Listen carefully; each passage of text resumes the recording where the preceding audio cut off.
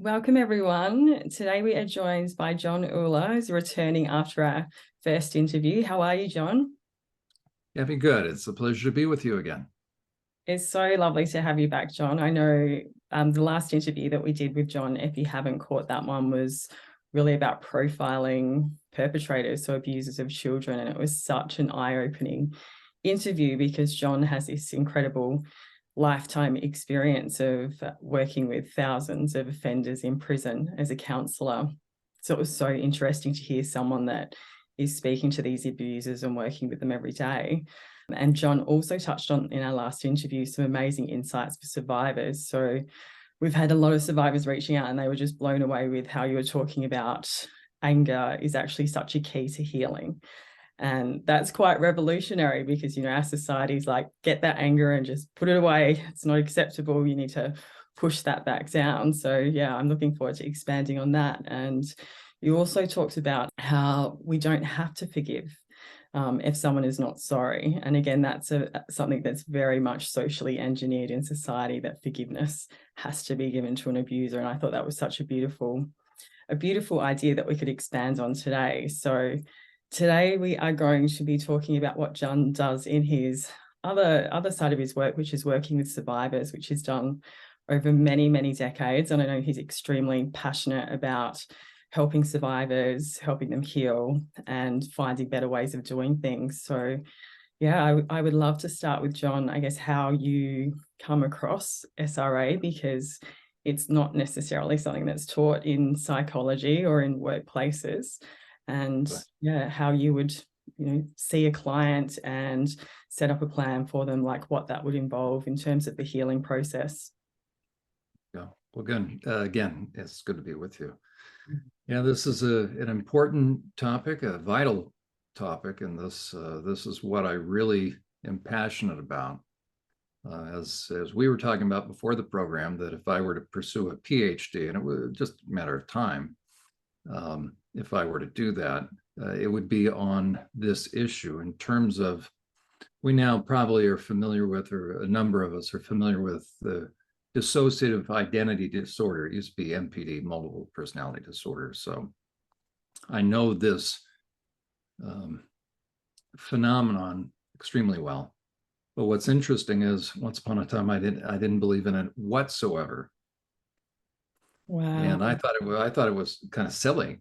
And so the Lord has a very funny sense of humor. Doesn't he? Because things were unfolding, especially I know I had encountered clients that had been dissociating, and there was one in particular. I was leading a weight loss group. Wow. My master's is actually in looking at the family dynamics of emotional eaters, and they're the very real contributing factor. So in retrospect, now I can see what was going on for one, if not a couple of the other ones, the clients that were in that group. But it wasn't until working in a hospital program, it was a Christian inpatient program in Southern California, that I learned about trauma.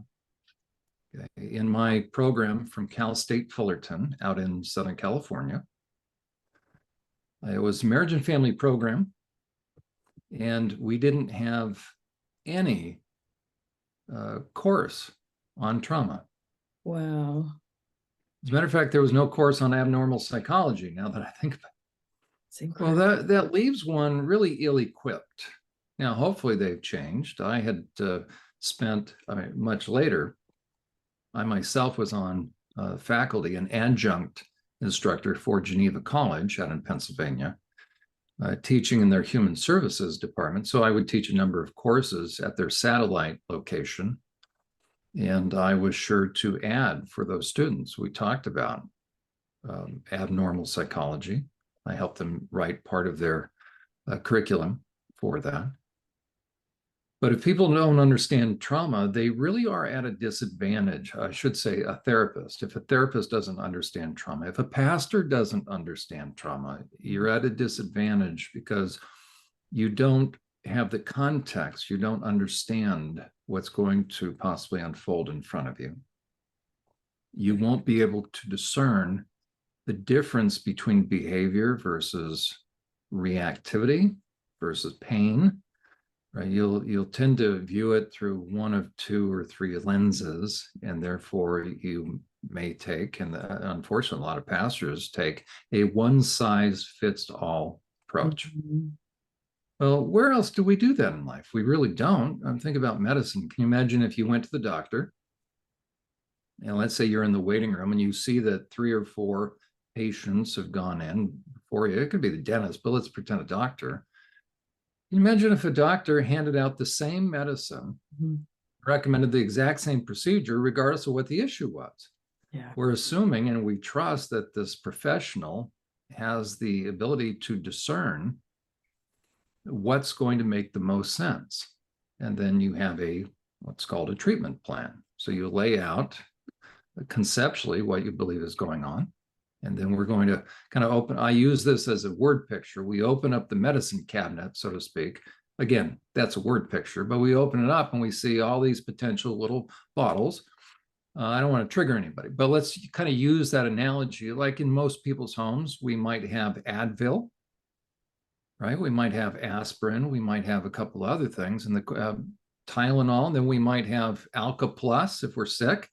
And the question is, which one do you reach for? Well, it depends. Correct. It depends upon what is ailing me and right? I'm not going to take Alka Plus, which is sort of a decongestant, if, let's say, my ankle is hurting. Maybe I'll take some ibuprofen for that. So we want to match the treatment, as it were, the intervention to the issue. If I don't understand trauma, then I'm not going to understand how trauma manifests itself. And so I will see some behaviors, but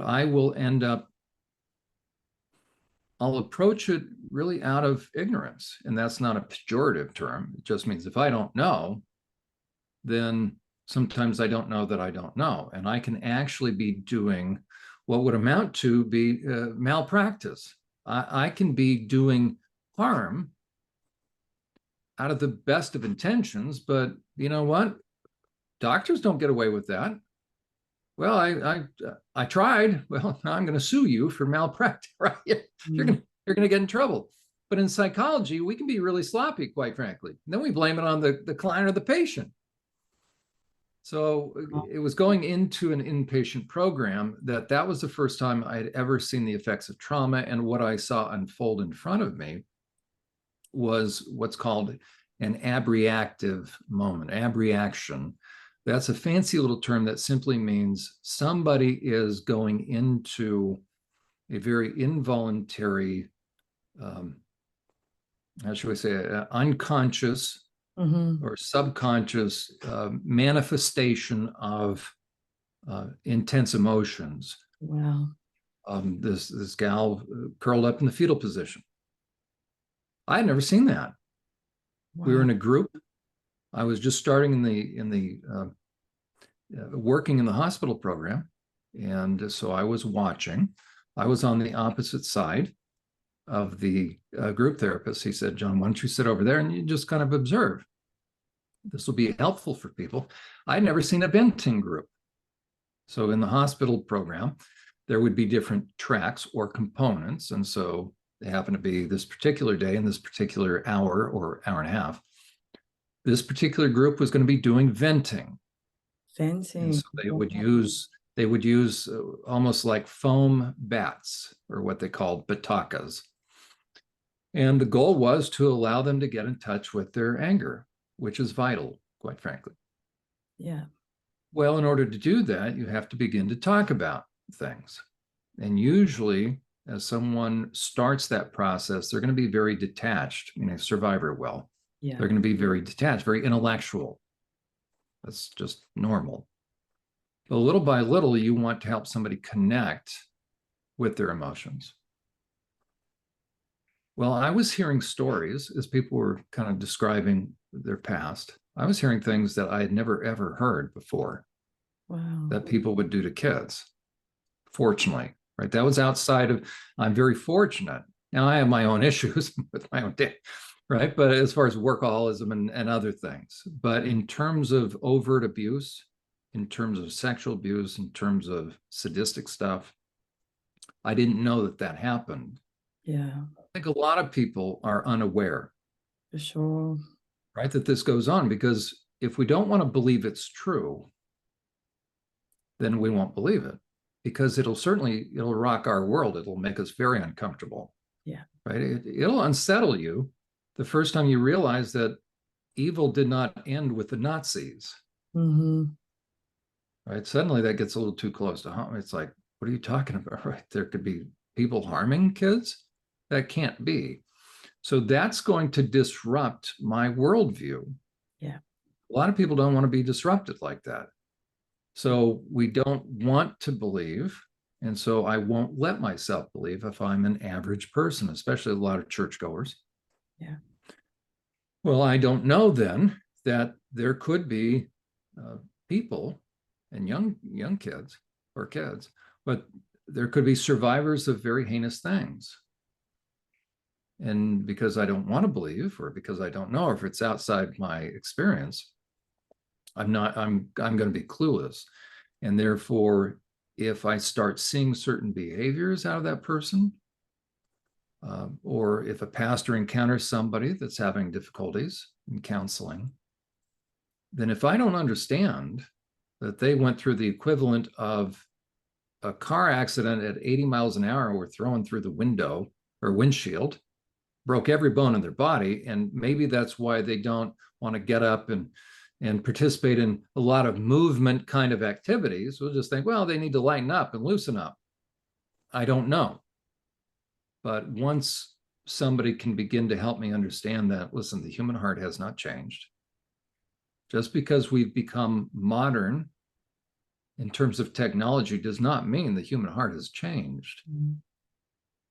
Once I begin to grapple with that, then I can begin to posit that there can be very evil things, sadistic things going on behind closed doors. So once that happens, then I, as a people helper, can begin to become ultimately more effective and realize that a one-size-fits-all approach does not work, that the cure can't be worse than the disease, but it has to make sense. So if someone has just straight up behavioral issues, an example of that would be if someone simply needs to lose some weight, because over time they gain some weight, well, a diet will work. Makes sense. And so, and an indication of that is they won't have an issue with that. They make some changes. So like a Nutrisystem, Jenny Craig, or I'm not sure in Australia what the programs are called, but you go, you join a weight loss program. Yeah. But within weight loss programs, you'll tend to find that there's some folks within that are very frustrated, and they blame themselves for a lack of self-control. They don't realize, those good people don't realize they're trying to deal with, let's say, emotional eating, but they're not connecting it. So they think they are deficient. They think they need to get their act together. They just can't count enough calories. They need to have more self-control, and it's not the case. That's because we're trying to apply a behavioral approach, a diet, so carrot and the stick kind of thing, to an issue that's not behavioral. Well, of course there's behavior involved, but that's not the source of the issue. That's a manifestation. That's the tip of the iceberg. It could be a cognitive behavioral thing. Then it really has to do with beliefs, because as a man thinketh in his heart, so is he, and so out of the abundance of the heart. So there are some times that I just need to be aware of what my thinking is. So maybe I begin to change my thinking. I can, I'll use the idea still of a weight loss issue, because I had this when I was working at Jenny Craig in Southern California.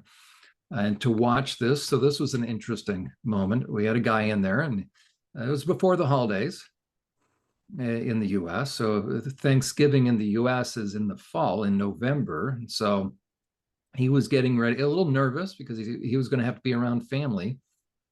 Well, we were going through a little workbook, and touched on the issue that you don't have to clean your plate.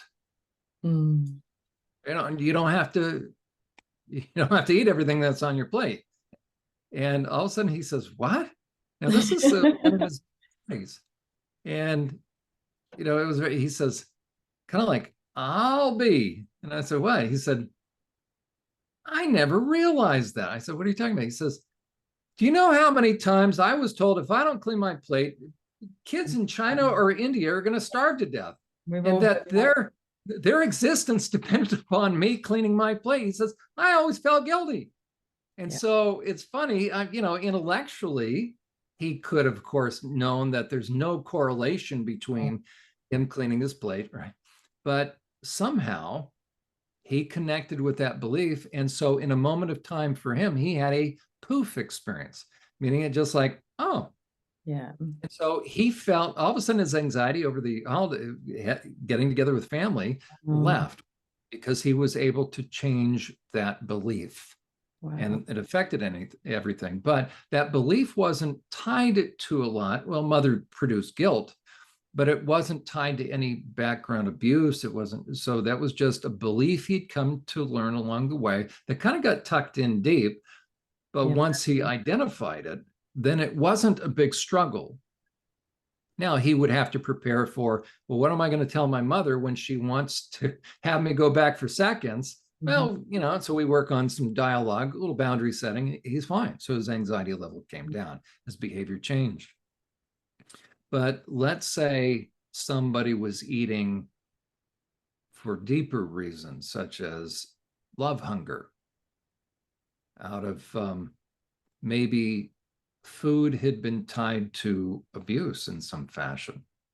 I'll tell you what, then a diet's not going to change that. Learning new ways of approaching food is not going to do that. Learning or gaining awareness that my cleaning my plate has no bearing on the kids in China or India, that's not going to cut it. Well, what's wrong with me then? Well, nothing. It just means there needs to be a different, as it were, application. There needs to be something else. So a one-size-fits-all approach isn't appropriate when it comes to us and wrestling through emotions. So when it has to do with trauma, trauma is the result of something significant outside of my control that is life-changing, life-altering, that even can, as it were, shatter the personality. It can shatter the person at the deepest levels, which has to do with, oftentimes, if we're talking about abuse. Now, you can have trauma that's from a natural disaster as adults, and as difficult as it is for an adult to deal with things, how much more for a child. Yeah. But the things that will create the greatest trauma involve injustice, because that means somebody has done something to me that if they had cared enough, then they wouldn't. Yeah. So they have oppressed me. They have done something to me, what I call they have placed their knapsacks on me, when the goal is one knapsack for each person. They have dumped, they have transgressed. And the flip side of hurt, so that is injurious. The flip side of hurt is anger. So really, under all counseling issues, but the more profound has to do with abuse, under the surface, you really have at its core, and then we can kind of get into this is, but at its core, anytime somebody's on the receiving end of hurtfulness, that's different than somebody inadvertently doing something to us. It's very different than intentionally and willfully doing something. That will affect me very deeply, especially a child. And the tricky thing, unfortunately, about being a child is your brain is still developing. So you're going through developmental stages. One of those stages is the imagination, or where your imagination, the imaginative stage, we could call it that, where in inanimate objects, you take a little infant and you place stuffed animals near them or a little mobile up above them, and they stare at them, but they're not going to engage them. They don't give them names, they don't talk to them. But there will come a point, it's about the same time that people may start to believe, parents will start to, or adults start to tell kids about Santa Claus. You tell an infant about Santa Claus, he's coming tonight, they'll stare at you. But they'll transition eventually into a point in time, and it will match where stuffed animals and things are given names and personalities, and that's where tea parties start happening for girls, or, not that it's gender specific, but okay.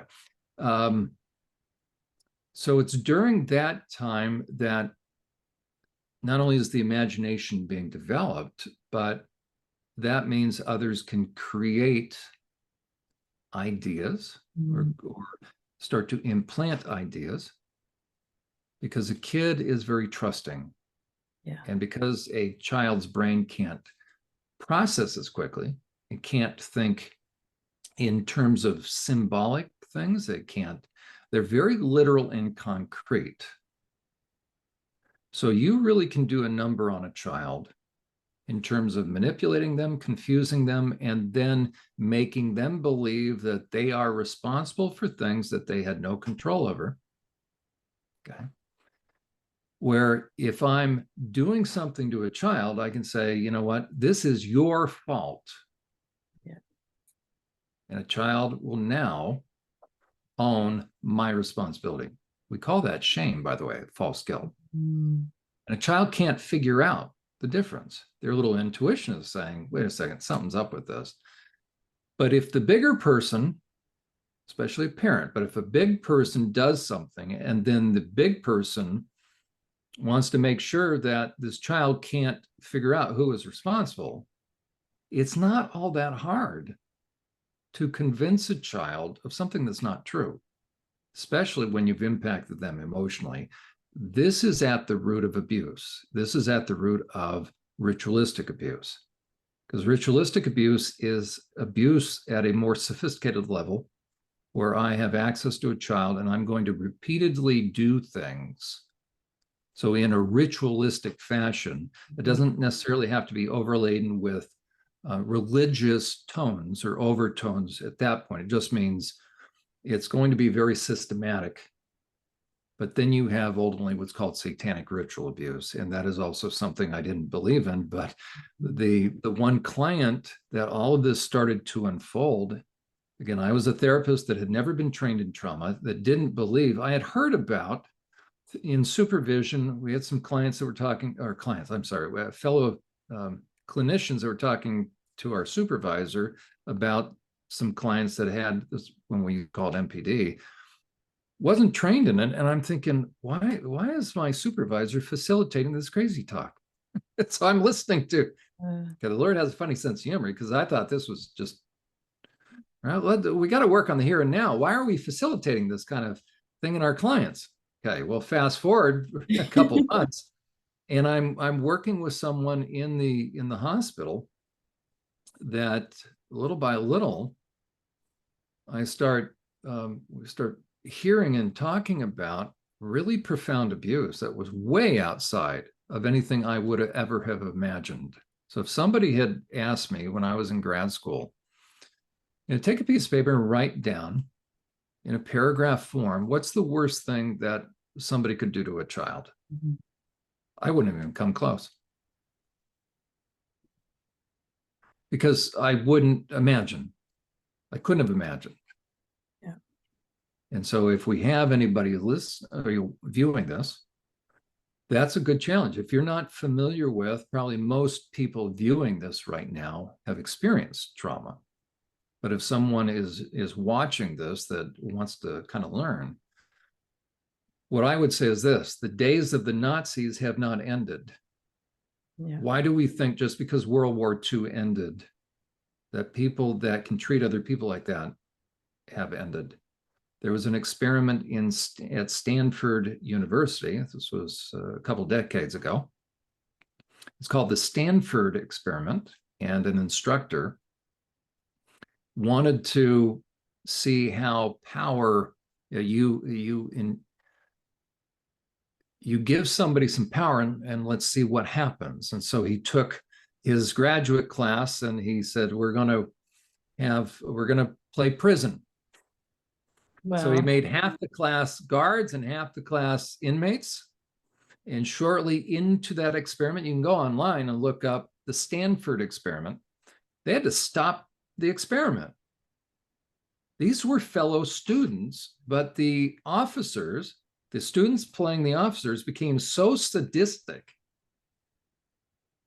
that it became unethical. It became, quite frankly, criminal. You had some criminal stuff going on, assaults. So they had to stop it because this thing unfolded in front of them. So, first of all, it shows you what's within the human heart. At the right condition at the right time, so to speak, out will come. We want to believe we're philanthropic and we're kind, and hopefully we are, but I'll tell you what, right? You give somebody the right situation, the wrong. We have Jeffrey Epstein. He looked so normal, but he was heinous. So if I don't believe that there is evil, then I won't see it. It doesn't mean that we want to become jaded, but the reality is, what do I believe that human beings are capable of? That is what I started to hear in this one particular client. I started to hear experiences that I couldn't fathom. That was coupled with, as the therapeutic rapport, the relationship was being established, I started to notice and see some things as she was remembering. Wow. It went from normal talking to she started to, I'll kind of reenact, she started to remember, and she's describing as though she's watching. And then she would come back. I'd never heard of that. It was real. I'm watching this. But because I didn't have any background in this, I was left to try to figure out what in the world. It was clear that she was sort of going back there, because at first it was she was watching it. And then I'm watching the distress on her face. And then the tense changes, as far as at first it was past tense in terms of the language, and then it was present tense. Wow. And that's when I realized, wow, okay, trauma can create a situation where we end up having time almost encapsulated. Yeah. And that if someone is going to get in touch with their memories in order to heal, then the challenge is, right, they're going to end up almost inevitably having to re-experience it. Now, in trauma therapy, the question is, how much should they experience, and can they be healed without experiencing it? But suffice it to say, it's a very real phenomenon, because a part of us is eternal, that if something happens at the time that the abuse is happening that is overwhelming, that there's a part of the young child, and this is not, we call it a defense mechanism, but I don't like that term. That sounds conscious.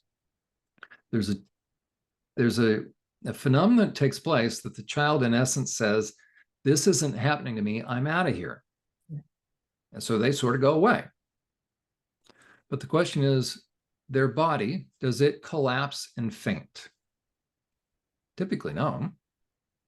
The hurtful person, the abuser, the person that's harming the child, is still, as it were, interacting with that child. The child's eyes are still open. So if a part of the child goes away, who's the abuser interacting with? Yeah. And what happens is there can be, as it were, a shifting on the inside, where you have a normal personality that starts to become segmented. And so another part of the person, of the child, steps forward. And that part of the child, who is conscious at that time, the part that has gone away is unconscious, is being insulated from that. Yeah. The part that's there during that abuse, let's say the abuse happens from 3 o'clock to 4 o'clock.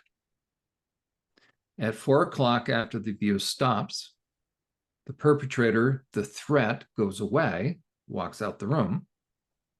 The threat has now ended. So that part of me that went away, me, I now can come back. Wow. So there's now a switching, as it were.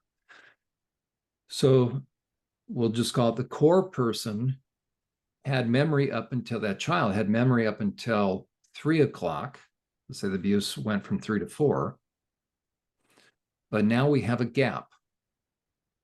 And consciously, that child doesn't recall what happened between 3 and 4 because they weren't consciously aware. But the tricky thing is, when that other part was out, experiencing that, if the flip side of hurt is anger, anger produces adrenaline. Yeah. Psychology comes along and we call it anxiety, but really anxiety, and this will be something important for everybody to know. There's nothing wrong with the term anxiety. We all use it all the time. There's anxiety disorders. I have found it's much more helpful if someone thinks in terms of, so reframes the word anxiety in terms of, so we're gonna switch words. Instead of saying that you're anxious, I want you to say that you're filled with adrenaline. Wow. Okay. Because if you are anxious, and let's say you go to the doctor has a clipboard, and you start giving symptoms, or the doctor will say, what brings you in? You'll say, I don't know. I'm not. And somebody that's anxious will talk with their hands.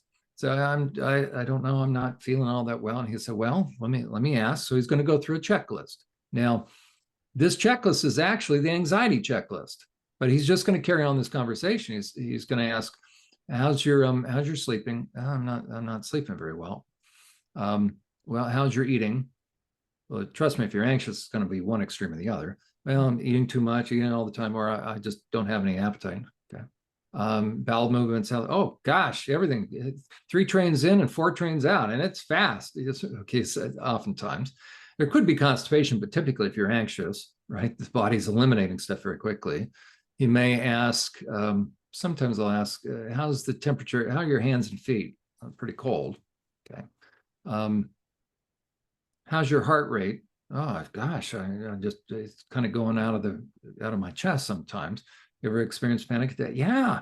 Ever ringing in the ears? Yeah, I get that sometimes. And tunnel vision. Okay. How about ability to concentrate? I can't. Flights of ideas. Yeah, I'm kind of all over the place. Can you ever finish like one sentence? Do you think? Or, well, I do, but then it leads to, right. Do you ever find yourself fidgety or pacing? Yeah. And sleeping, do you ever have time getting to sleep or staying asleep? Yeah, kind of both, or fitful sleeps. Okay. You've just checked, you've gone through and checked 100% of the anxiety, the symptoms of anxiety disorder. So he'll say, I think you have an anxiety disorder. So we'll find the right medication. And I'm not minimizing it. That's the process that happens, right? He goes through a checklist. Now, let's pretend that you and I are going to go out for coffee. Okay, we're just going to I'm going to shift this analogy just for a second. So let's say we go out for coffee, and I have a weird proposal. I say, Gabbi, I tell you what, let's you and I drink each other under the table with 4 big cups of coffee in 5 minutes. And you go, you're really strange. I said, just kind of go with this. So let's say we drink, I don't know if you all have Starbucks in Australia, forgive my ignorance, but okay. It's awful. Okay. Worldwide. Why should I even ask? Yeah. Okay, Starbucks is known for really, okay. But let's say we drink a couple of really big cups of coffee in a brief period of time. And then in about 20 minutes, I start asking you, Gabbi, how's your eating? How's your sleeping? How's your ability to concentrate? How's your hands? And I'm going to go through the same list. Guess what you're going to respond? Yeah. So the question is, did you suddenly get anxious? Maybe, because that's a weird proposition on my part. If you go, Jon, you're being kind of strange, go out and drink a bunch of coffee. But think about what does coffee have in it that it tends to awaken us or get us alert? What's the caffeine? There you go. What does caffeine trigger? What gland in the body, in the endocrine system, does caffeine trigger? The adrenal glands. Yeah, of course. Okay. So caffeine, so coffee dumps caffeine, caffeine triggers the adrenal glands. Adrenal glands sends adrenaline. So as at Starbucks, if I asked you that list, Yeah. Would I say, you seem rather anxious, or would I say, I think we just found out that you probably shouldn't go along with me and drink 4 cups of coffee because you've got all the indicators of caffeine intoxication, right? So the question is, if somebody goes through the checklist of anxiety, are they anxious or are they filled with adrenaline? Yeah. That Okay. makes so much sense. If I tell you you have an anxiety disorder, what are you supposed to do with that? Well, Make things unfortunately, better. mostly people take medication for that, don't There they? you It's go. There you awful. go. That really all you can do is manage it. And then I'll throw in, and I'm not minimizing any of this. Then I'll say, and so we're going to put you on medication. And if any of your viewers are on medication, you keep taking the medication as prescribed. Okay. But if I tell you you have an anxiety disorder, you're going to take medication and you're going to learn how to meditate and calm yourself down. Mm-hmm. But if I tell you, I think you're filled with it, but that's the most. As a matter of fact, if I tell you you have an anxiety disorder, we're going to help you manage it the rest of your life. Yeah, that's right. You're going to have that the rest of your life. Okay. But if I tell you, Gabbi, I think you're filled with adrenaline, what do you think that's about? Well, if you and I are talking and you say, I'm not sure, I say, well, oftentimes if the right brain senses a threat, the left brain can sense a threat too. By that time, it may be too late, but either way, we have right brain is usually relational. But if a part of me senses a threat, or if I feel like I'm being backed into a corner, I go into the fight flight syndrome, right? Or fight, flight, or freeze. I'm going into sort of crisis mode. If I feel impinged upon, as that's happening, what's happening within my body? What gland in the endocrine system is pumping in adrenaline, right? So the adrenal glands are responding because I have to become alert. I have to become hypervigilant. Yeah. So if I'm walking around with a bunch of adrenaline that symptom wise, psychology comes along and we call anxiety. Mm. If I'm walking around with a bunch of adrenaline, the answer to that, in my estimation, is not medicating that. Mm. Find out, Why? why do I feel like I'm backed into a corner or I'm losing control? Yeah. Now we can begin to take it to the next level. How do I feel like I'm being threatened or I'm backed into a corner, or I'm losing control? Let's talk about that. Mm. What feels overwhelming? Now we're getting to the source of the issue. So Amazing. that ultimately my adrenaline levels can come down. We would say that's a decrease in anxiety. If someone has experienced trauma, it affects a lot of parts of the body and the mind, to where, especially early on, to where a part of me then goes into that freeze frame situation, that dynamic, where time kind of stands still, but so does the trauma. Mm-hmm. And though time marches on, I can be stuck back there. And being back there triggers what? Adrenal glands, because I'm out of control. So therefore, I'm always going to be anxious until I can begin to work that through. Wow. So in dealing with a trauma survivor, what you're going to see is you're going to see behaviors and responses that don't fit in the here and now. But the question is the person crazy, or do their behaviors and responses fit Mm-hmm. for a certain time?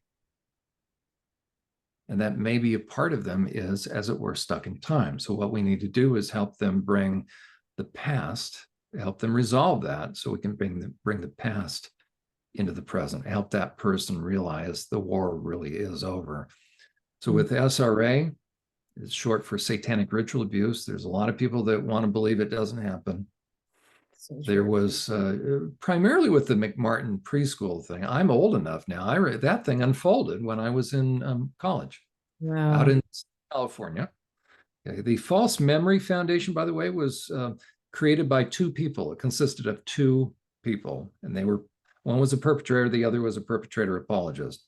What does it take to create a nonprofit organization? One person, Yeah. but you can sound bigger than life.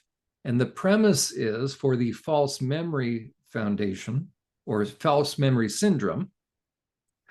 The premise is that if anything traumatic happened to someone, they'll always remember it. And if they don't, and they start to remember, well, It's because they real. didn't have any recollection before, now they're remembering it, it has to be false, can't be real, really.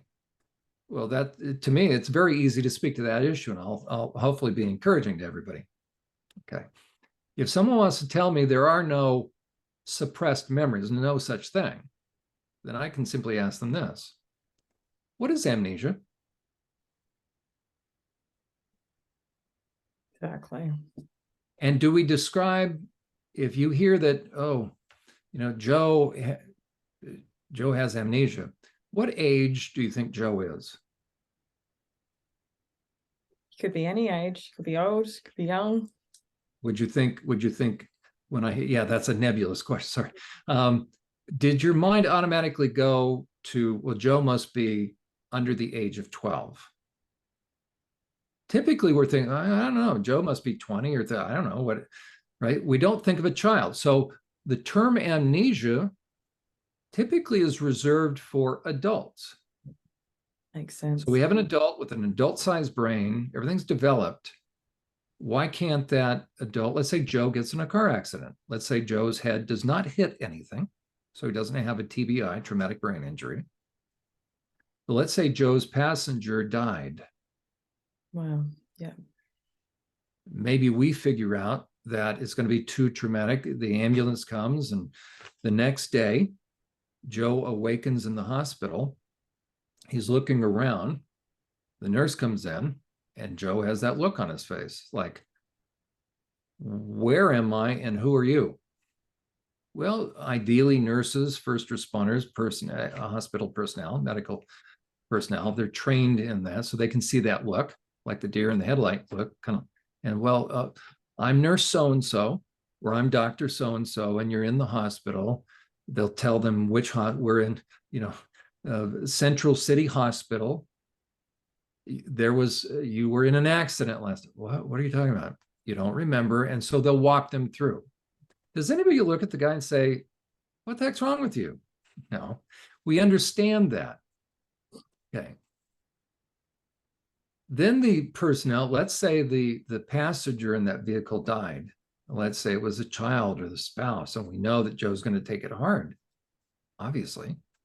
So the doctor is going to gauge how much does Joe remember, because at some point in time, Joe's going to start to put two and two together. Wait a second. And then the next question is, are they okay? Now they got to break the news. Okay. The question is, why can't Joe remember all the details? Let's say Joe was talking to the emergency personnel as they pulled up on the scene. Joe was probably trying to convince them, no, I'm fine, I'll walk home. Or they say, no, I think you come with us and we're just going to have things checked out. Where did all that memory, where did all the events, where did all that dialogue go? No head trauma, an adult-sized brain.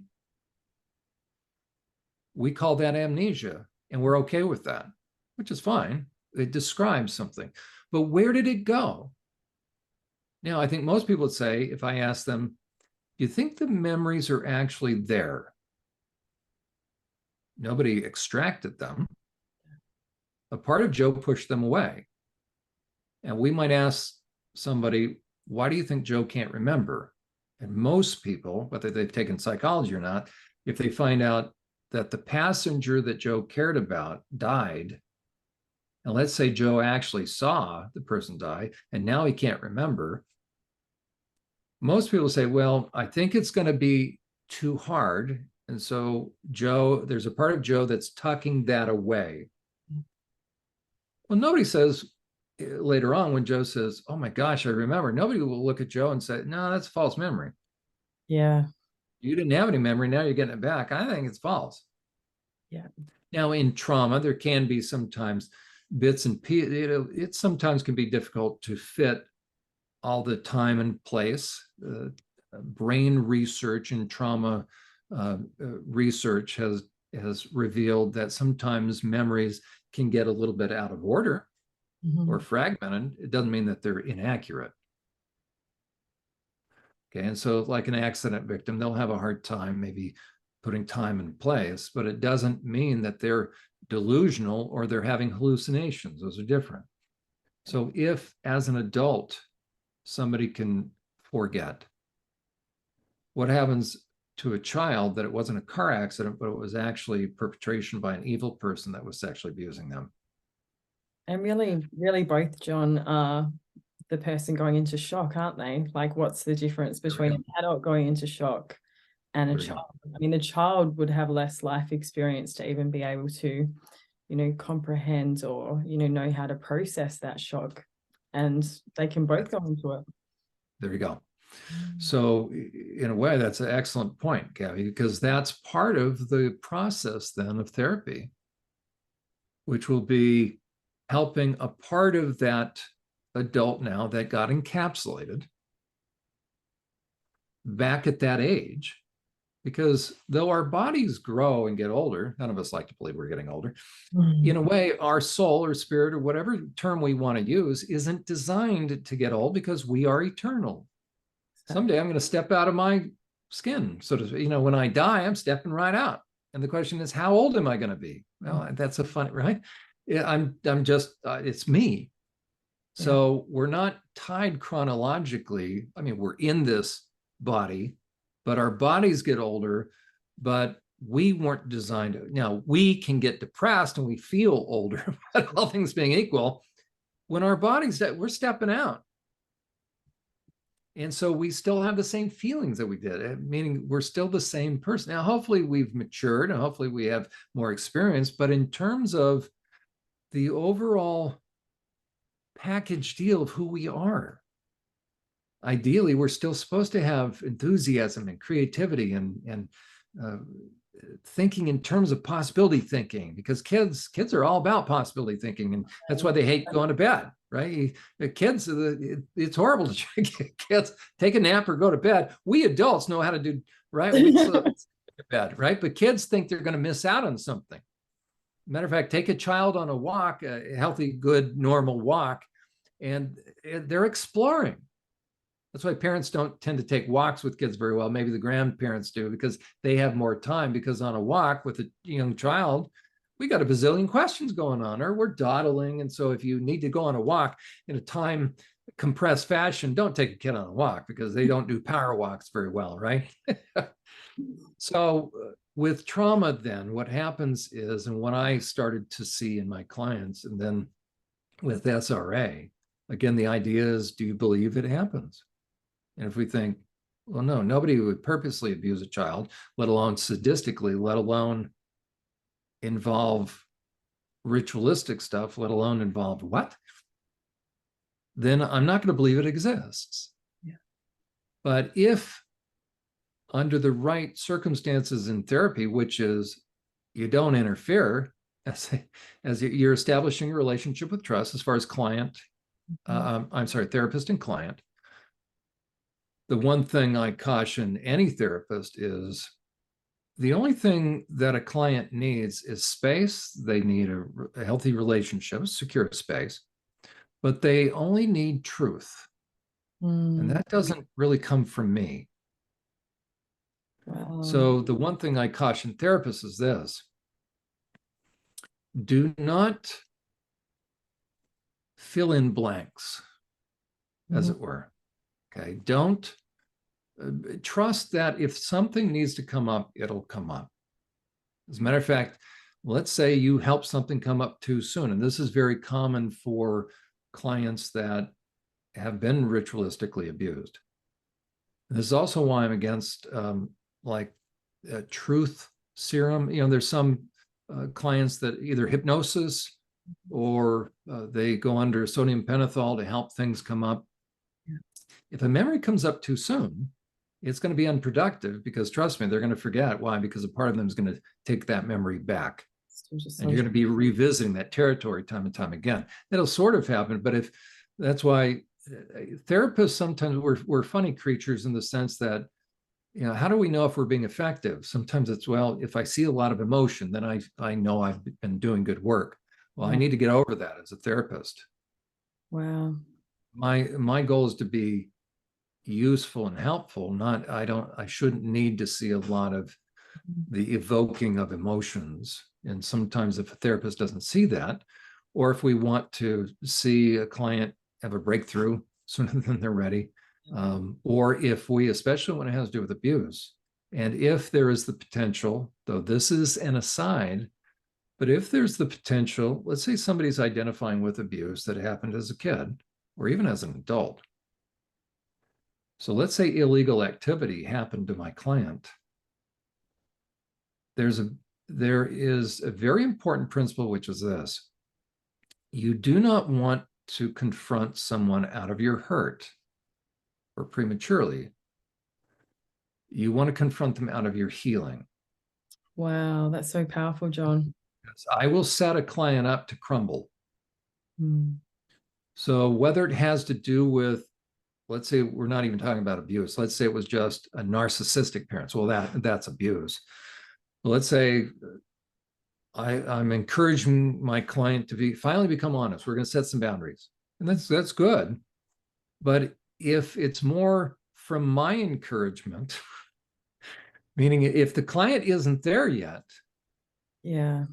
then I'm going to set them up I can set them up for not being prepared for the pushback that they're going to get.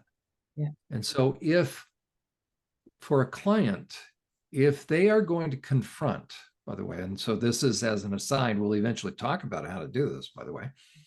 But if a client is thinking about confronting, and confrontation is not a knockdown, drag out experience. Okay, that's not confrontation. When you think of the word confront, it's a compound word. It comes from the Latin, which means to place in front of. Wow. And what are you placing in front of? You're placing truth. That doesn't depend upon another person because you know what is true. And you're only ready or prepared to do that regardless of how the other person responds. So if you need the other person to respond in a certain kind of way, to agree with you, to finally admit you're not ready to confront. So true. So that's very, very careful because a lot of clients, unfortunately, and I would say a lot of therapists set clients up inadvertently, best of intentions, but you know what, at that point, I have very little tolerance for therapists that act in ways that are almost malpractice, because it's like flying an airplane. You know, they're paying us to fly the plane properly. They're trusting. So if I say, I think you should go confront this person. Be very careful as a therapist. For me as a therapist to other therapists, I tell you, do not let the client be ready and go at their own pace. But one of the goals of therapy, it all depends upon the situation, but all things being equal, let's say with someone who isn't an abuser, but someone who you need to set boundaries with in your family or in a relationship. If you have a conflictual relationship, maybe what we call a love-hate relationship, okay, unless you risk, you're never going to know what's true. So the goal is to speak truth. If you have a relationship in the here and now with someone, the extent to which you can't speak truth is the extent to which you don't have a relationship. You have a hope-so relationship, not a know-so relationship. And so it's not rooted and grounded in truth, and therefore you're not free. So perfect love casts out all fear. If you cannot speak truth, you do not have a loving relationship. You have a relationship that's based in a hope And that's why you keep hanging in there. But how long could you keep hanging in there? That usually means at your expense, by the way, right? They can dump or they can take or they can use, and you keep doing that. We call that codependency. Keep sucking it up, and giving and giving and giving and doing. We're like the little hamster on the wheel. The question is, how long could we be in that state? We can be in that state forever, because we're hoping that if we give enough and tolerate enough and put up with enough, that it's going to be enough. Well, it's never going to be enough. But the only way to find out what is true about the relationship and to finally stop doing that, giving and giving and working, putting up with, is to finally be honest. So in every dysfunctional relationship, the one piece that's missing, by the way, is truth. When abuses happen, ultimately, that's what is trying to surface for all of us. That is what's trying to surface. Only and when the truth surfaces, we will know the truth, and the truth will set us free. That's ultimately what we want. That's the goal of therapy, in my estimation. What does someone look like who is finally free? Ultimately, they're going to be able to have peace and rest. Okay, peace and rest. That's regardless of circumstances, by the way, but that also probably means you're not going to have abusive people in your life anymore. And then most people say, well, that means I won't have anybody. Well, better go it alone. That happens. Right? Better to go it alone than sit there and be subjected to what I say on my program on Friday nights, by the way. I'll give a little plug, TECN.TV. I have Friday nights, Eastern Standard Time in the US from 8 to 9 p.m. We cover these kind of topics as far as boundary setting. And what I tell people is this: listen, and I reference biblical texts a lot, but Jesus in Matthew 7 talked about that we should not be around pigs and dogs, right? Do not cast your pearls before, right? Swine is an old-fashioned King James version for the word pig. And he said, thou shalt not be around pigs. If you do, he goes on to say what's going to happen. He says, if you maintain a relationship with a pig in your life, then two things are predictable. One is, if you give them your pearls, so Jesus said, do not cast your pearls before swine. Just before that, he said, don't take what is special. King James will say holy. It's a Greek word that means like good china. So we're going to save the best for the best kind of people that really care. Okay. It says, don't take what is special and give it to dogs. That was actually dogs in a third world country run the streets. Those are outside the home. Those are not domesticated dogs. So don't give your best to people outside the home that aren't going to appreciate it. And then pigs. Now, the one thing you're never going to see served at a Jewish meal are bacon and eggs or ham and eggs. Why? So can you imagine saying to a Jewish audience, do not cast your pearls before swine? Well, Benjamin will look at Levi in the crowd and say, who has a pig? Do you have a pig? I don't have a pig. All right. You're going to capture that audience, their attention. So do not take what is special, okay, and give it to dogs. Do not take your pearls. Now, what are your pearls? Your time, your effort, your energy, your resources, your best. The things that are very special. Do not cast them before pigs, meaning don't give them to pigs. So don't have dogs and pigs in your life. Pigs were domestic animals inside the home. They were not the wild boars that are running around all over the streets, okay? So you have, whether inside or outside the home, we have to be discerning, because Jesus said, if you give your pearls to swine, here's what's going to happen. They'll trample your pearls, so you can keep giving and giving and giving all you want, and they're going to take and take and take it for granted. That would be bad enough. But now they're going to add insult to injury, or injury to insult. They're going to trample your pearls. They won't value what you're giving. Exactly.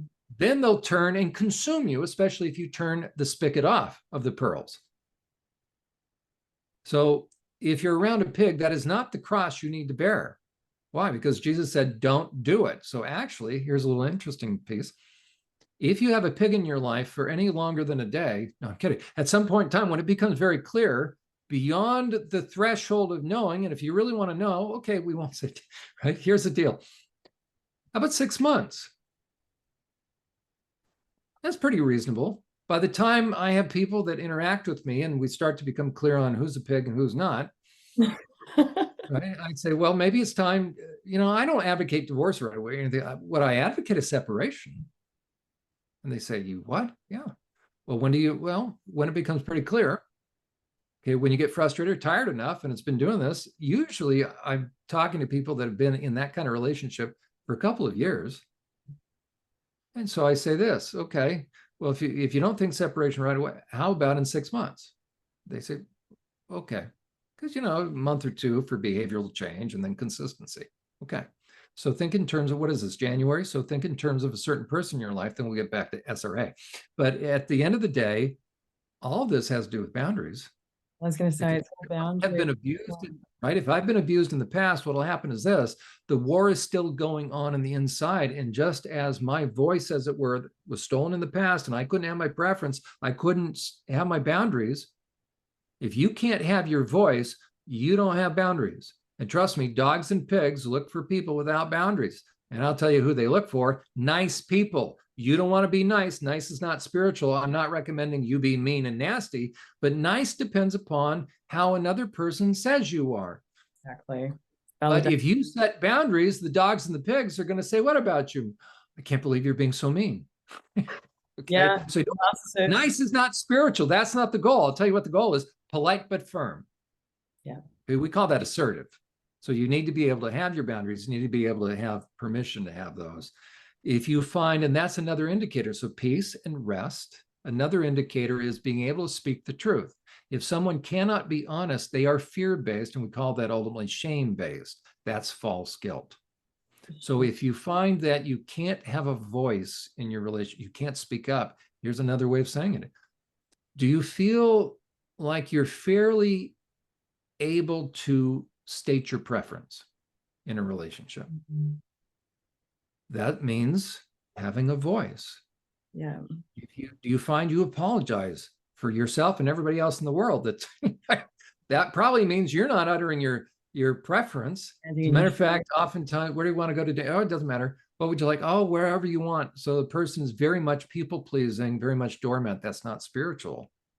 And the one thing, by the way, that happens early on with abuse is that, and we touched on this a little bit, this dynamic last time, Gabbi, which is an abuser doesn't have a conscience, or they wouldn't be abusing. Exactly. Okay? Everybody needs to know that, right? If somebody has a conscience, okay, let's say something went too far one day in a relationship. Well, let's say, and let me qualify that. Let's say I was verbally hurtful, my wife. In the morning, I'm leaving to work. Let's say I'm insensitive, I'm distracted or whatever. I've left the home, I'm driving, so I'm in sort of the stillness. What should be going on inside of me if I have a conscience? Should be reflecting on what you've done. There we go, right? The conscience is designed to, not to there you go. Right? The conscience is designed to bother me when I disrespect or devalue or cross somebody's boundaries. If you want to find out whether or not somebody cares, you find out to what extent do they freely and willingly, on their own, initiate an apology. Yeah, exactly. Okay. There's a little phrase out of what, Love Story, or I forget which Hollywood movie, says, love means never having to say you're sorry. People think that's biblical. No. Okay. Love means never having to say you're sorry. Now, you ready? Love means always saying you're sorry when you've done something. Exactly. Only pigs and dogs never apologize. If you have somebody in your life and you think, man, I've never heard them once say they're sorry, they either walk on water or they're a pig.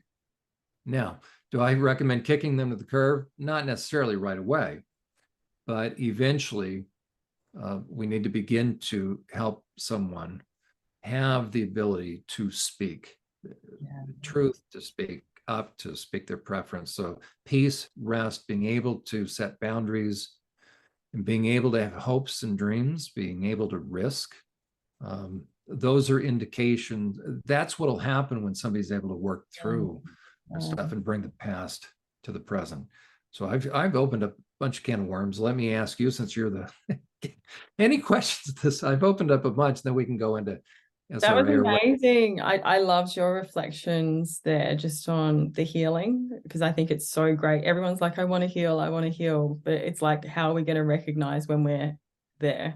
Do you know what I mean? So thinking about peace, thinking about having boundaries, thinking about like speaking your truth. And they're also relevant. You know, I can say in myself and my healing journey so far as a survivor and the survivors I speak to, you know, these concepts around boundaries, around being in relationships that are abusive, but we continue to stay in them because it's like the devil, you know. Do you know what I mean?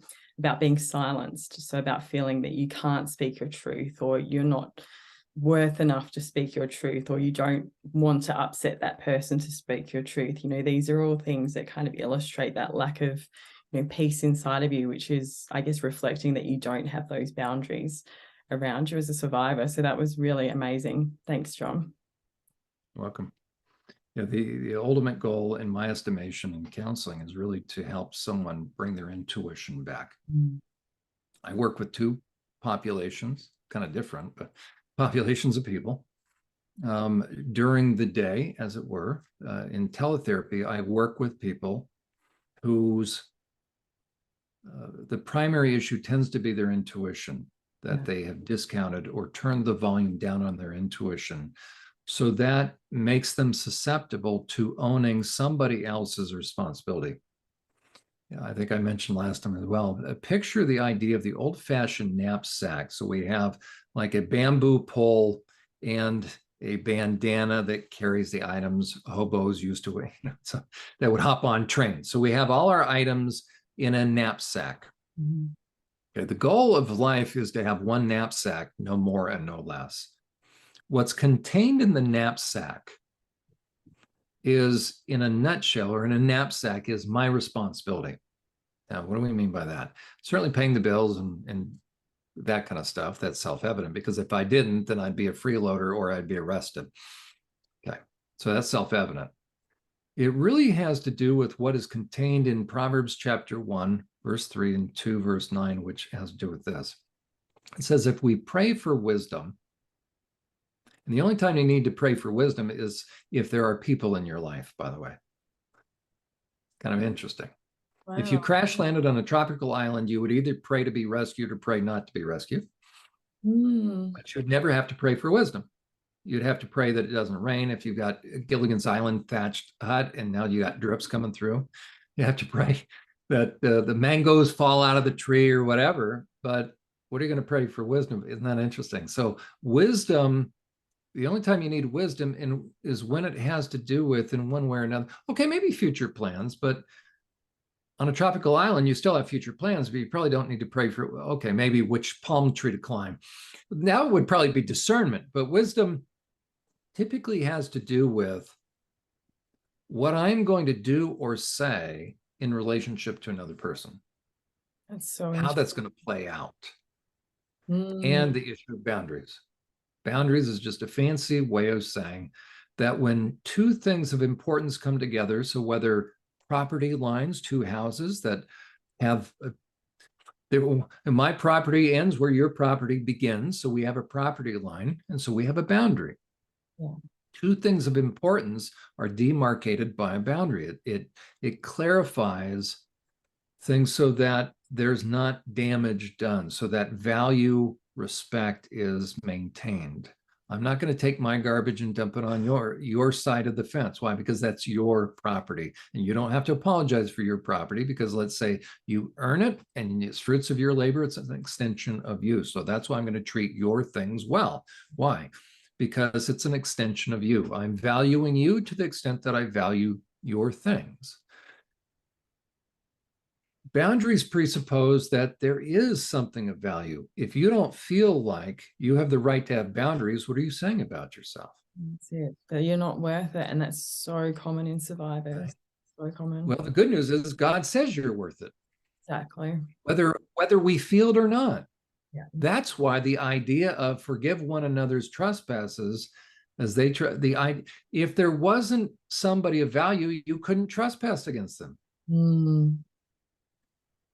boundaries sometimes can be invisible when it has to do with people, just interactions. Yeah. So if it's invisible, what indicates that a boundary, how is a boundary crossed? Well, you have physical boundaries, but then you have issues of respect. Yeah. Respect isn't just physical. If I put my hands on you, now it's overt. Well, let's say in a not so friendly fashion. Okay, I have crossed your boundaries, but did I cross your boundaries only because I finally touched your person? Or did I cross your boundaries before that? Would be You before. say even he's in my space, right? It's like I prefer you back up a little. I appreciate you, but back up. You're encroaching in my space. We even feel that. Yeah. Boundaries indicate when something has crossed kind of an invisible line that stems from our importance. We are to be treated with respect and valued the way God would have us be treated and valued. When that doesn't happen, then disrespect, devaluing is taking place. How that happens is through boundary crossing. Mm-hmm. It can start with an attitude. Yeah. When I start to think of myself more than you, then I increase in my estimation of myself. And what happens to you, like a scales of justice kind of thing, you go down. And you will start to see play out little by little in my attitude, my disposition, the way I'm communicating with you and the way I'm treating you. You will start to feel that I don't value or respect or honor you Yeah. as much as I honor myself. Mm. So boundary crossing is already taking place as far as devaluing. The more it's gotten on the roll, the more overt it will become. Yeah. It will The smarter escalate. I am, though, the smarter I am, the less you're going to be able to catch it. But I'm Mm. still working you. And we call that grooming, by the way. Yeah. So if someone's grooming someone, and typically we think in terms of sexual grooming, but somebody can be financially grooming you. If you step onto a car lot, trust me, they're financially grooming you. We sort of understand that. That's why a lot of people don't like to go car shopping. Why? Because they know darn good and well the salesperson's going to do what? Get them in a vehicle that they didn't. It's like, okay, I know the vehicle, I know my price range, and you finally finish with the transactions. You've added leather seats, you've added, all these fancy things. It's like, how did I end up with that? And I actually said thank you to the sales guy. Because he was able to work it. Okay. It reminds me too, John, speaking to adult survivors a lot, this whole idea of grooming, it's not just reflected on children. And like you said, the example of a car yard salesman, with survivors, it could be a handler appearing in your life. So someone that is actually there to mislead you, to misdirect you, to shut your healing down. Or it could be just, a disastrous relationship, or often they're intertwined. So it's interesting, like that you're saying that, as a survivor, when you don't have those boundaries, it's like you just become fair game for all of these, narcissists, really. They can spot you. They know that they can get their way with you. And as a survivor, it's really, for sure, this other person's disrespecting our boundaries, but we're not respecting our boundaries too, because there's that silence of allowing that person to come into your space, that silence when someone's overstepping the mark. And often as a survivor, you feel like I shouldn't speak up. I shouldn't criticize that. I shouldn't judge that. And like you're saying, that is not the way. That's not the spiritual way to go forward and to heal. So that was interesting. And that's why, in my estimation, this may sound a little strange at first. We'll develop this. What I would say is this: whether kind of, for lack of a better term, whether regular counseling situations or even down to SRA. Okay, I've laid out the most extreme, right? That's a continuum. Okay. The answer still lies in this. So here's the answer. Here's the ultimate goal: resolving grief and loss. Yeah. And boundaries. Wow. That's the answer. Now, easier said than done, but that's it. Meaning, if you, let's say you are an SRA survivor and you still have those people in your life. Yeah. Okay. which is so common. Absolutely. And often survivors will be remembering potentially a parental figure, a grandparent, and they still have that relationship, and they actually feel guilt and shame over trying to put a boundary up. That's right. Yeah. So for an SRA survivor, one of the challenges, especially if they still have, let's say, one of the perps, they're still pulling the strings, it's safe to say that the survivor keeps succumbing, as it will, one way or another.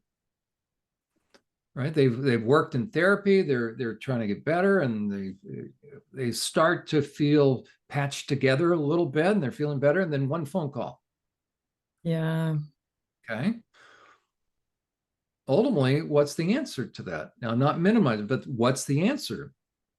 Boundaries. Yeah. That one phone call caused the survivor to drop all their boundaries. Exactly. And come back home. Yeah.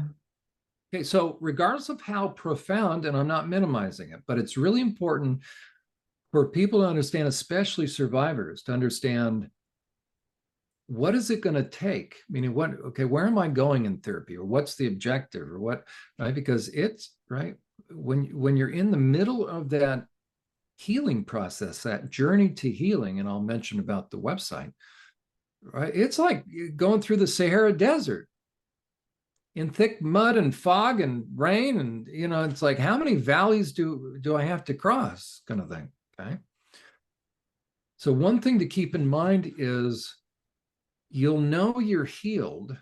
Now that's a process, but eventually the goal is healing. Now, what does that look like? Peace and rest.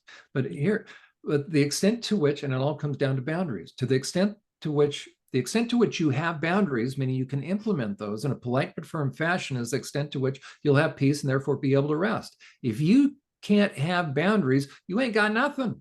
Exactly. It always, always, always comes down to boundaries, regardless of what you've experienced in life. Wow. So the goal is boundaries established in a polite but firm manner. But in order to do that, you have to bring the past current, hence grief and loss. And the way to heal from grief and loss, or through grief and loss, is anger. Wow. That's why fraudulent psychology, or people that don't understand this, or simplistic people, if I tell people you shouldn't have your anger, or I don't help somebody understand what is anger, how to have anger properly, meaning that there's right. If I don't help them to realize they have anger, every survivor has anger. That's their issue, by the way. Because anger triggers what in the body? The adrenal glands. Adrenal glands pump out adrenaline. Adrenaline now is called anxiety. So if you have an anxiety disorder, you're filled with adrenaline. Why? Because a part of you is backed into a corner. You're in the fight-flight syndrome. Why? Because a part of you feels like you can't have a voice. Why? Because somebody has been injurious. The flip side of hurt is anger. You're not anxious. You're angry. Wow. Now, depression, all things being equal, depression is anger pushed downward. Yeah. Okay. And they say that about fibromyalgia and. Okay, that's right. Everything. I'll tell you, I'll prove that depression is anger turned in. You look at a depressed person, and how much energy do they have? Oh, none. They have zero. Where'd all their energy go? It could be discouragement and all that, but what does depression come from? Ultimately, depression comes from being thwarted or impinged upon. Mm-hmm. Party is trying to move forward, or trying to be safe, and you're being impinged upon. Okay, that is injurious. That is hurtful. Do you mean being hinged upon by yourself? Like, are you talking about internal? Okay, I can pick up, right? I can pick up where somebody left off. Yep. Or somebody is doing something to me that's negatively impacting in a significant way the course of my life. Okay. That's hurtful. The flip side of hurt is anger. Anger is designed to come to the surface to show me what just happened. What just happened? Boundary crossing. Yeah. So that I can do something about it. If I can't do anything about it, I've got one volleyball that's just come up with a certain amount of pounds per square inch of energy. So there's my anger telling me that'll match ping pong ball versus a volleyball versus a bigger one. It's going to match the amount of boundary crossing. Okay, the amount of injury. If I run into your car at 1 mile an hour, there's going to be a certain indentation, a certain impression. 5 miles an hour, bigger impression. 10 miles an hour, the impression, the hurt, the injury, the negative impact in your vehicle, the flip side of hurt is anger. You're going to feel that. If I get you to cut yourself off from your emotions, then you are helpless to know definitively what I have done and the degree of impact. Yeah. That's why every perpetrator, manipulator, selfish person is going to get you to disconnect with your emotions. Yeah. We call that the mechanism that's going to help you know that you know, which will register also with your emotions. Your emotions are going to be the thing that gives you information. Your internal radar system that knows that your boundaries have been crossed, that you've been negatively impacted, is your intuition. A selfish person that willfully and intentionally, how do we know if they repeat it? Well, I'm still not sure. Well, then say something to them. Then dispel all doubt. Trust me, the people that have been impacted, the people that I work with that have been impacted, it wasn't intentional. Those are the things we can get over. Yeah. I may still be impacted by a car accident, but you know what? We can get over those things. That's different than abuse. Okay. Nobody gets abused by accident, because the abuser has a conscience unless they've chosen not to. Okay. And we call that a psychopath, as we mentioned last time. So psychopaths get off on having a negative impact on someone. Well, just shy of me pointing a gun at somebody and making them stay, that threat of, why is the person going to stay? Well, I have to get that person to stay without overt threat, because if I do overt threat, then the police can see what I'm doing and I'm going to be hauled off to prison. So a simpleton who's a thug pulls out a gun. They risk going to prison. A sophisticated person is going to have the same effect without pulling a weapon. We call that manipulation. We call that grooming. Okay. If I'm going to hurt somebody and I'm overriding my conscience, it means eventually I don't have a conscience. So if I don't have a conscience, what's the only thing left to stop me? My conscience is designed originally to stop me. If I don't have a conscience, the only thing left to stop me is you. Yeah. From hurting you, from getting over on you. The mechanism, the flip side of conscience is intuition. Mm-hmm. Makes so I, as a perpetrator, manipulator, cult leader, psychopath, it's all in a continuum. The one thing I will have to work on more than anything is getting you to distrust yourself. Yeah. And it's going to come in the form of a package of this sentence, literally or figuratively. But the message I'm going to deliver to you is this. Well, Gabbi, I know what it looks like, but it's really not that. Wow. Okay. So I know what it looks like. I know it looks like I'm raping you, but no, we're in love. Or why do you make me do this to you? If you were just better, I wouldn't have to do this to you. Yeah.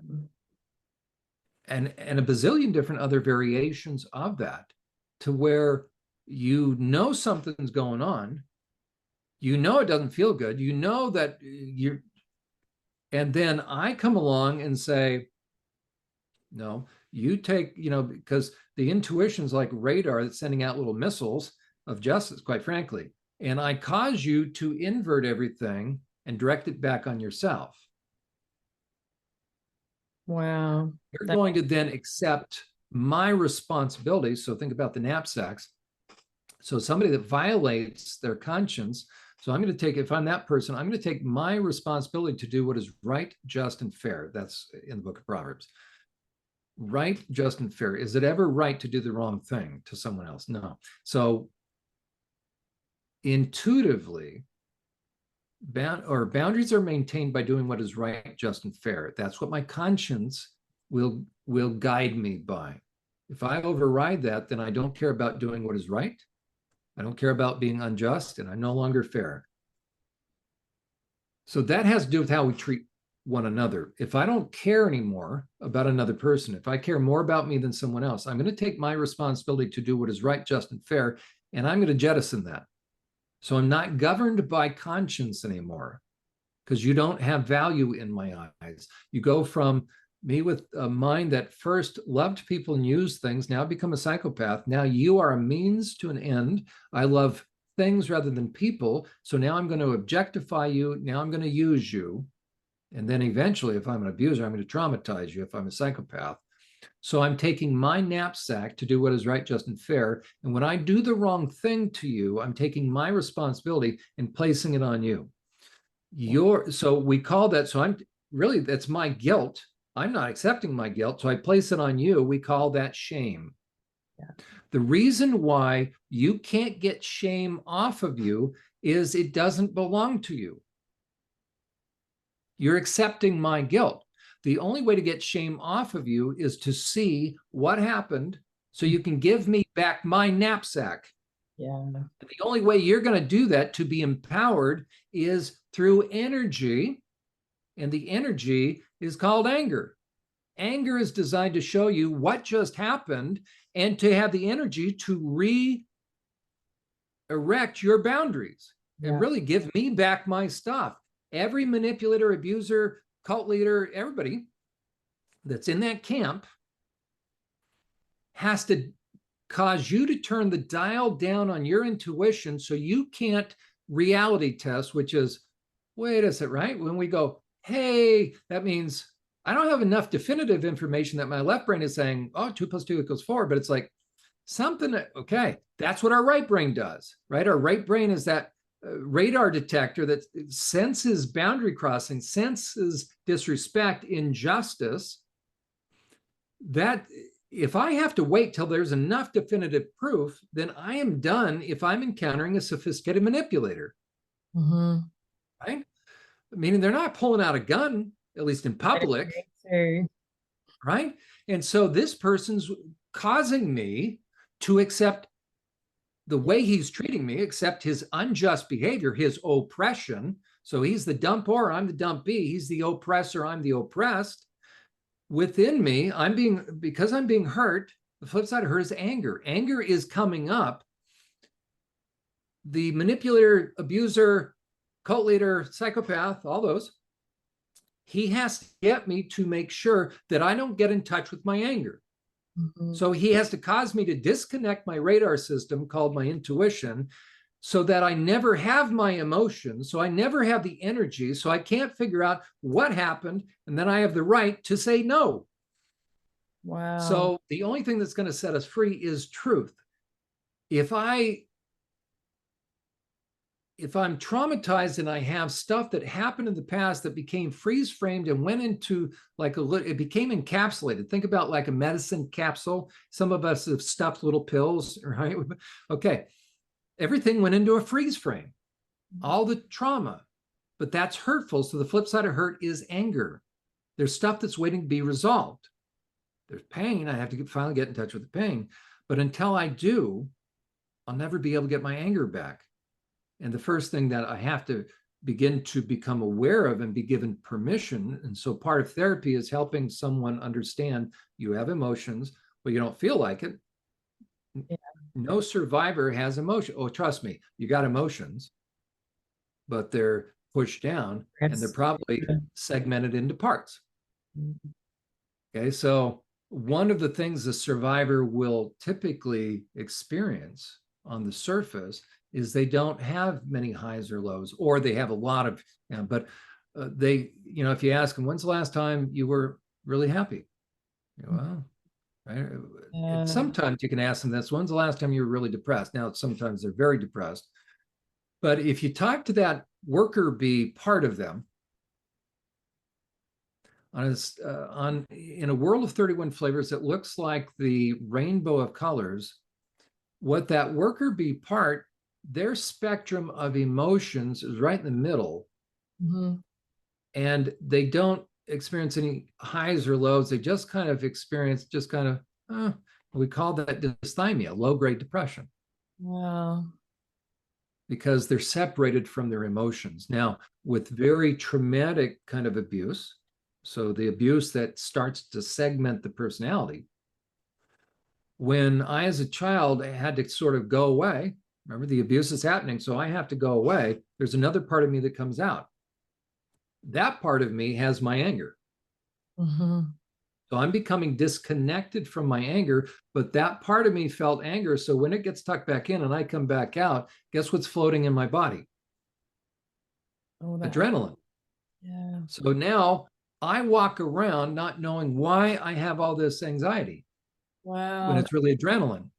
And I don't sort of realize that as I'm growing up, that same phenomenon that started back then, now I've left home, the actual threat is gone, unless there's residual stuff, that I don't realize that once that mechanism, now we call that the parts or dissociation, I'm not aware that once that gets started, that will always be with me. But because I have like this thermostat, when the stress goes up, guess what happens? A part comes out. And Wow. so one of the indicators of abuse that oftentimes people aren't aware of until you kind of ask this question. And so brings a full circle now. What do I do when I work with folks? One of the questions, and then I'll throw it back to you, Gabby, and then we can talk more as far as how do I begin that process. One of the things they experience that oftentimes they're not aware of until they think about it is gaps of time. Yeah. Right? We all lose track of keys and glasses and those kind of things, but there's a big difference between being distracted versus hours and days and weeks have gone by, and I cannot, for the life of me, recollect or account for. And even if somebody comes up and picks up a conversation where right? It's like I haven't got a clue one what that person's talking about, but they sure seem pretty sure about what they're talking about. So I have one of three options at that moment. Either I admit it, but I feel crazy, and then I have to say I got a bad memory, or I make them feel crazy. No, we never talked about it, or I have to catch up real fast. So my body's on point, all my muscles are tense. And then also there's a lot of type A behaviors, compulsivity. I'm living by lists. I'm very compulsive about my lists, and people think I'm anal. I'm not anal. I'm just desperate because I don't want people to feel like I'm crazy because I keep forgetting stuff. So I have a place for everything in its place because I have to figure out has anything moved. Because when I just had a client, bless her heart, her journal went away, and she's the only one in her apartment. And she, for the life of her, couldn't find her journals, two past journals. Well, Wow. that's because a part of her put in her journal away somewhere. But she tore her apartment, I bet. top to bottom for the past 3 days. And she said, I finally found her. Well, right. Before she started realizing she's still working through the concept of parts, but right. Imagine it's like, I feel crazy. Another indicator is, do you have to live by your GPS? And if you're local, why are you still having to live by your GPS? Mm. So there's another indicator, because it's like, because I Interesting. get somewhere, right? Because I get somewhere and I don't know why I'm there. So that's different than being distracted. We all kind of drive automatically deep in thought. We don't know. It's a good thing we can do that, put our pants on one leg at a time. That's automatic. There was a time that we couldn't do that. We had to concentrate. Think about when you're first learning how to drive, concentration, everybody's like this, can't have radio on. Eventually you're casual, you can listen to the radio, deep in thought. So we don't remember every stop and start and turn. And that's a good thing, because then we can kind of we can be processing things. But that's different than, I don't know how I got here.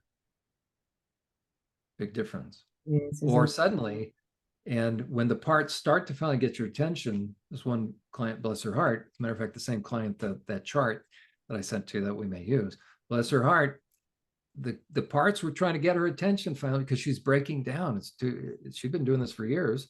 And finally she said, I got to tell you what happened. I said, what? She said, I think you may be right. I said, what? She said, I think there may be something more going on. She said, the other day, I suddenly realized I'm in the car, I'm at a stop or four-way. And she said, I have no idea where I am or how I got here. Wow. Well, how do you explain that? Yeah. Really high IQ, really bright. She wasn't on drugs. She doesn't have Alzheimer's, doesn't have, what is it? That a part of her switched. So before she knew it, she comes back out. Okay, that's dissociation. And that's always indicative of trauma.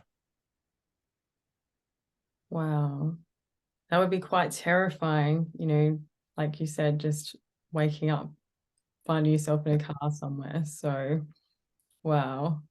Incredible, Jon.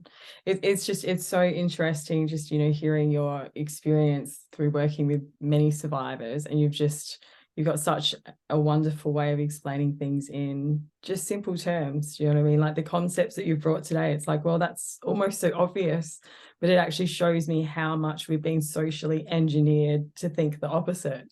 Do you know what I mean? Like how much have we been taught to suppress our anger, that it's not okay to, have anger towards, a relative or a friend or something for doing something that is not right. And how often do we silence ourselves? So just absolutely amazing. Like I've just got so many things to to kind of process from all that, but it really makes it clear that, we often look at, survivors of complex trauma like MK Ultra and SRA, and we're like, these behaviors, or if it's personal, it's like I don't want to be like this, I'm feeling like I'm jumping around, or my memory's bad, or I'm being triggered, so I'm overreacting to a situation. And you break it down in such a beautiful way to make it easy to understand, that these behaviors that survivors are experiencing, or anger coming up, or anxiety, which we now know is about the adrenaline, these are actually very normal trauma responses to abnormal trauma.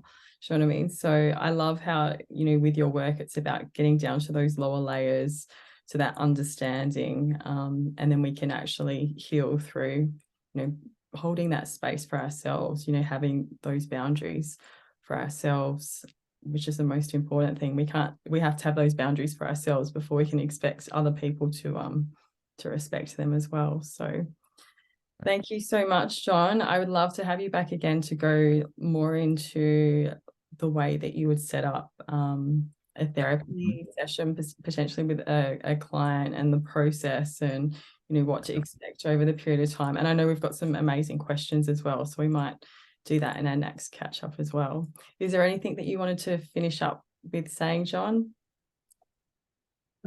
Again, it's been a pleasure, Gabbi, and I look forward to maybe developing exactly as you mentioned. We can help people begin to understand what is the process of therapy, kind of what are the stages.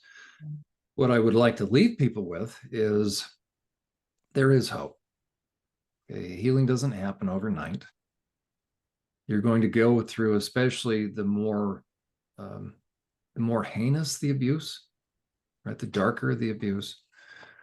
I want to assure you that, first of all, just like in the book of Proverbs, it says an undeserved curse does not come to rest. And it's not because you did or didn't deserve it. That simply means this: human beings do not have the power to curse. Well, they can run their mouth. Only God's words create things.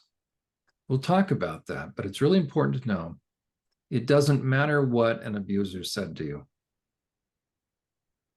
It doesn't. You're not cursed. Oh, they ran their mouth. Bad things have happened, right? Because of that. But also demonic stuff. And we'll talk about that. But the good news is this: God wants you free. The truth will set you free. He will walk through those valleys with you. And as you go through the process of grief and loss, you'll be able to establish boundaries.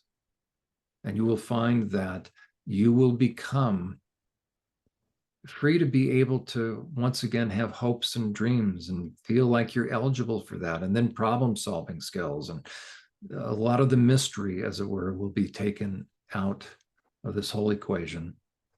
I will recommend my site simply because it's a resource I've put together. Wonderful. Survivorsupport.net, and spend time on that. I would recommend starting at the left tab and just work your way down and systematically go left to right. There's a lot of information, a lot of videos that can help anybody wherever they are in the process, including if you're not sure whether or not you have any kind of background that has trauma. There's enough on there, trust me. As a matter of fact, under the Journey to Healing tab, maybe the fourth sub tab, there's a test you can take. There's a link to it's called the Dissociative Experiences Scale, and that can help someone, including PTSD. So there's a couple different links, but there's enough on there to where if someone goes through all those different videos It'll take you hours and hours and hours and hours. You have no excuse, by the way, because I put together exactly the resources, the resource that I use with my clients. Oh, And so that's amazing. spend time and process. There you go. Oh, that's wonderful, Jon. Thank you so much for everything that you've shared with us today. And I look forward to chatting to you soon. Me too.